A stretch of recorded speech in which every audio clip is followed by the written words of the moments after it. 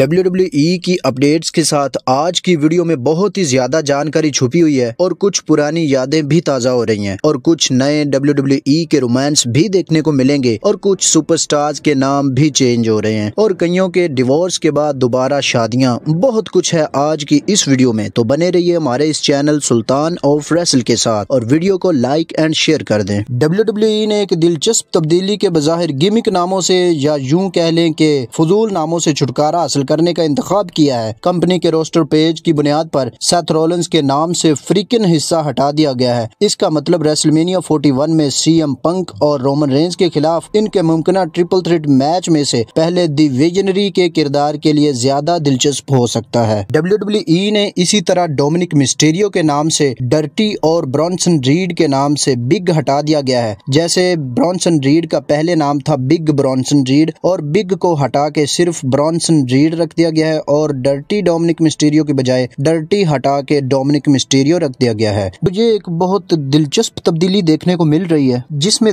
3 top stars کے رنگ میں ان کے ناموں کے ساتھ کوئی عرفی نام موجود نہیں ہے اور سیتھ فریکن رولنز کے نام سے فریکن لفظ کو ہٹا دیا گیا ہے کیونکہ یہ ایک عرفی نام ہے اور WWE نے اس میں بہت زیادہ حد تک چینجنگ کر دی ہے، ان عرفی ناموں کو ختم کر دیا ہے اور اب سیتھ رولنز کو دی ویژنری کے نام سے ہی جانا جائے گا۔ سیتھ رولنز ویژنری جیسے وہ شیلڈ میں ہوا کرتا تھا، یوں سمجھ لیں، دی ویژنری سیتھ فریکن رولنز۔ اور اب بات کرتے ہیں ججمنٹ ڈے کے رومانس کے بارے میں۔ ایک اور ججمنٹ ڈے رومانس شروع ہونے جا رہا ہے۔ لیو مورگن اور ڈومینک مسٹیریو ججمنٹ ڈے کا ایک بہت پیارا اور اچھا سا اور ایک رومانٹک جوڑا ہے اور اسی کے ساتھ ہی لیو مورگن نے انسٹاگرام کی ویڈیو میں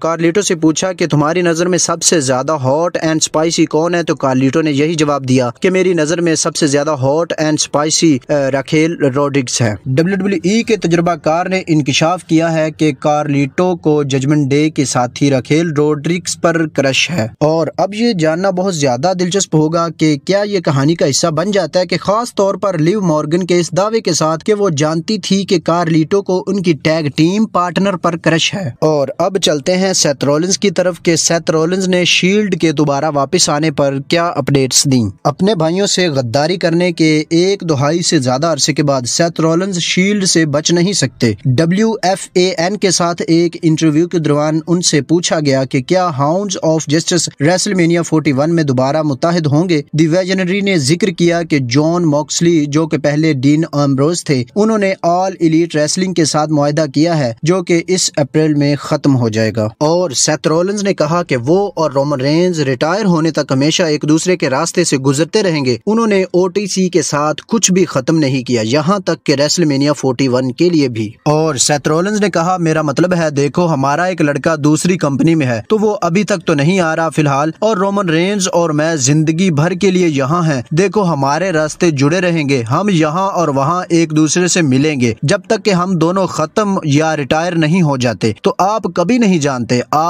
جانتے کہ ریسلمینیا کیسا نظر آنے والا ہے اور آپ بالکل بھی نہیں جانتے کہ اگلا مہینہ کیسا نظر آنے والا ہے، کسی بھی وقت کچھ بھی ہو سکتا ہے۔ یہ سیتھ رولنز کے الفاظ تھے۔ اسی کے ساتھ ہی سیتھ رولنز اور رومن رینز CM پنک کو شامل کرتے ہوئے ریسلمینیا 41 میں ٹرپل تھریٹ میچ میں ایک دوسرے کا سامنا کریں گے۔ اور اب نظر ڈالتے ہیں روسو اور لانا کی طرف۔ روسو اور لانا کو اپنی شادی ختم کرنے کے کافی عرصے کے بعد پھر سے ایک دوسرے کے ساتھ اکٹھے ہو گئے ہیں اور ان دونوں نے TMZ کو بتایا ہے کہ انہوں نے جون 2024 میں دوبارہ بات چیت کرنا شروع کر دی تھی اور چند ہفتے گزرنے کے بعد ان دونوں نے ایک دوسرے کے ساتھ رہنے کا فیصلہ کر لیا تھا۔ روسو اور لانا نے 2016 میں حقیقت میں ایک دوسرے سے شادی کی اور WWE میں انٹرٹینمنٹ کے طور پر روسو اور لانا کو ایک دوسرے کا جوڑا بھی بنا کر دکھایا گیا اور انہوں نے 3 بار US ٹائٹل چیمپئن شپ بھی جیتی۔ رپورٹس کے مطابق 2023 میں ان دونوں کے درمیان مسائل شروع ہوئے تھے جس کی وجہ سے وہ دونوں ایک دوسرے سے علیحدہ ہو گئے تھے اور آخرکار ان کے رشتے میں دوبارہ اب جان پڑ گئی ہے اور وہ فی الحال ایک دوسرے کے ساتھ رہ رہے ہیں۔ اور مزید اسی طرح کی اپڈیٹس کے لیے ہمارے اس چینل سلطان آف ریسل کو سبسکرائب کریں۔